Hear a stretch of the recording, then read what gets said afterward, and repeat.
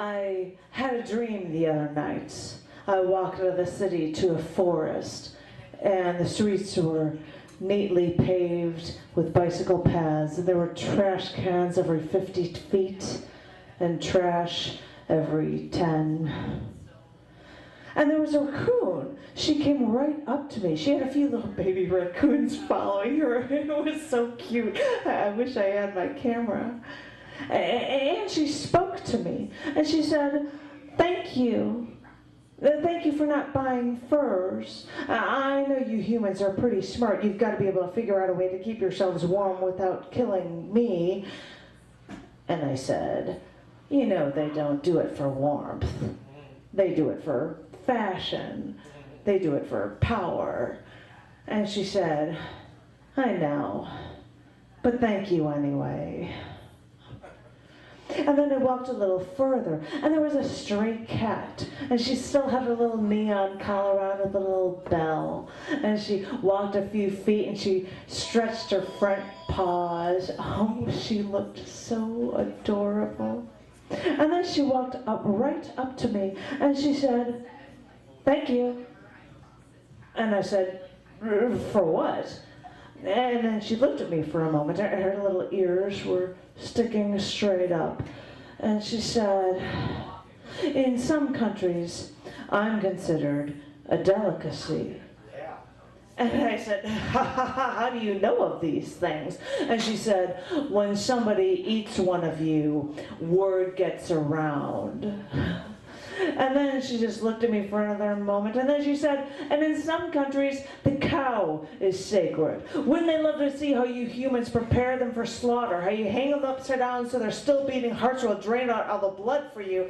And I said, "Don't put me in that category." And she said, "Isn't it funny how arbitrary your decision to eat meat is?" And I said, No, stop. Don't put me in that category. I don't eat meat." And she said, "I know."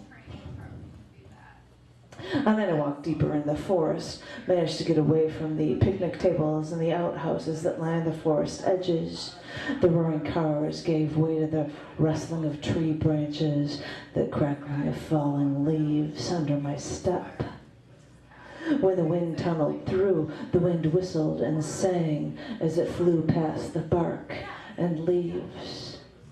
I walked and listened to the crack of dead branches under my feet, and I felt a branch across my shoulder, and I looked up, and I could almost hear the trees speak to me, and they said, "Thank you for letting the endangered animals live here amongst us. We do think they're so pretty, and it would be a shame to see them go.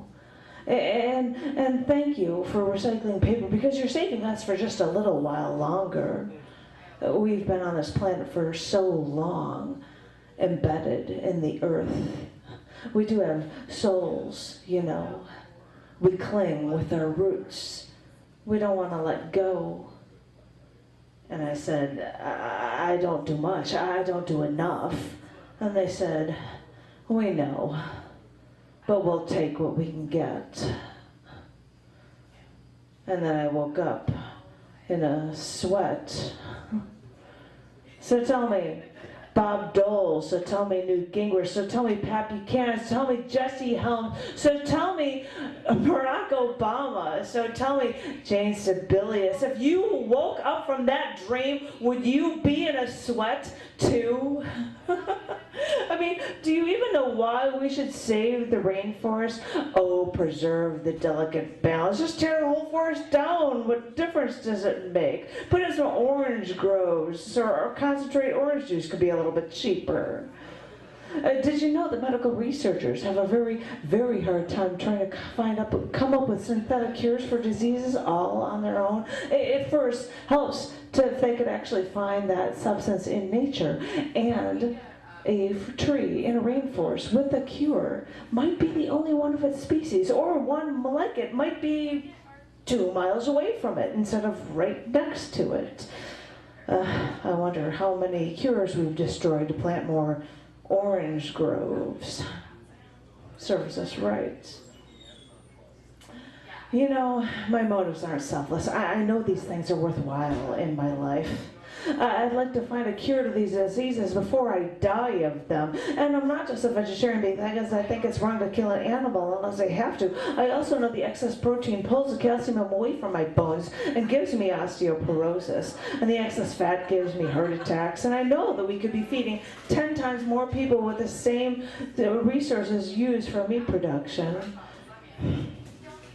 You know, I know you're looking at me and calling me an extremist, but I'm sitting here, looking around me, looking at all the destruction caused by family values, and thinking that the right, moral, nonviolent decisions are also those extreme ones.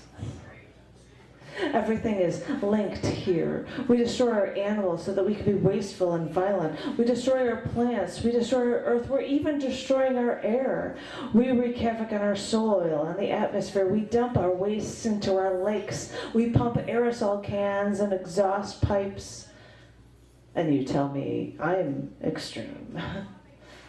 And these animals and forests keep calling out to me. The oceans, the wind.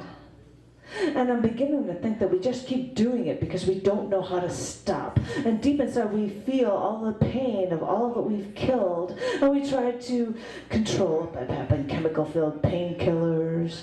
And we live through the guilt by taking caffeine, nicotine, morphine. And we keep ourselves thin with saccharin. And we keep ourselves sane with our alcohol poisoning. And when that's not enough, maybe a line of Coke. Maybe shoot ourselves in the head in front of the mirror in the master bedroom. Or maybe just take some pills, walk into the garage, turn on the car, and just fall asleep. In the wild, you have no power over anyone else. Now that we're civilized, we create our own wild. Maybe when we have all this power, the only choice we have is to destroy ourselves. And so we do.